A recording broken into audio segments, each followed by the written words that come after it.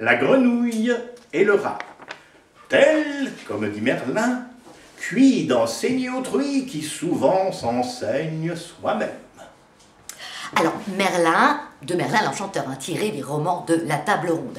À l'époque, cuide signifiait croire et enseigner tromper. En gros,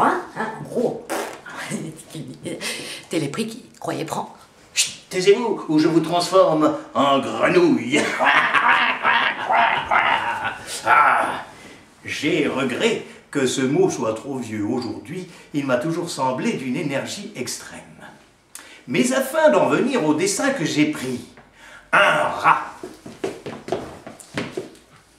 Ça va bien, ouais. Plein d'embonpoint, gras et des mieux nourris, et qui ne connaissait l'avant ni le carême. Il ne jeûnait jamais, enfin, ou il mangeait tout le temps, hein, voilà. Comme Philippe, ouais, comme toi, hein, ouais. Sur le bord d'un marais, égayer ses esprits. Une grenouille approche et lui dit en sa langue.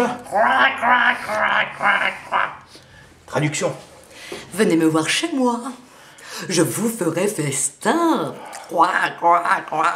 Messire Rat promit soudain. Alors, il promet soudain, alors là, dès qu'il s'agit de manger, il accepte tout de suite, hein, sans réfléchir. Hein. Il n'était pas besoin de plus longue harangue. Harangue, long discours. Arrête, tu parles tout le temps. Elle allégua pourtant les délices du bain, la curiosité, le plaisir du voyage, sans rareté à voir le long du marécage. Un jour, il conterait à ses petits-enfants les beautés de ces lieux, les mœurs des habitants et le gouvernement de la chose publique à couette.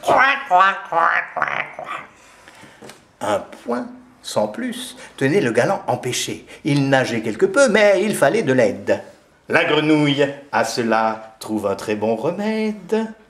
Le rat fut à son pied par la patte attachée. Un brin de jonc en fit l'affaire. Dans le marais entré, notre bonne commère s'efforce de tirer son hôte au fond de l'eau.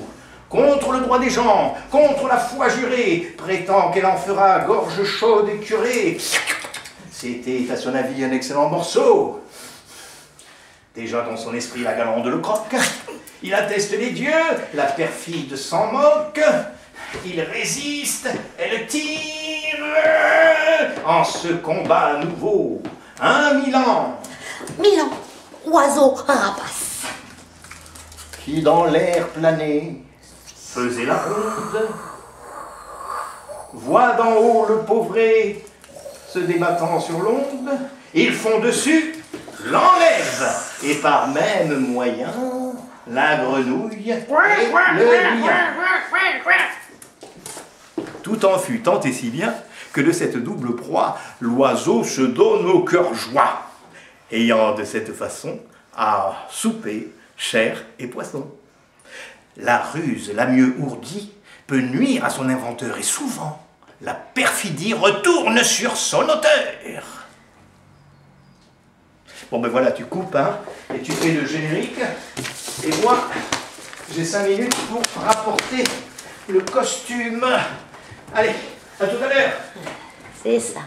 Moi aussi, je vais t'ennourdir de la ruse là. Tiens, faut que je colorie des marques, que je découpe des roseaux, que je des Milan. Voilà, je m'occupe des costumes. Et là, il nous met un costume de Merlin pour 3 secondes. Qu'est-ce qu'on en a à faire? Alors, sans montage, moi, je vais faire comme d'habitude. Hein, je vais envoyer ça comme ça à ta mère. Ça sera très très bien. Ça sert à rien d'en faire plus. Quoi? Tu fais jamais de montage?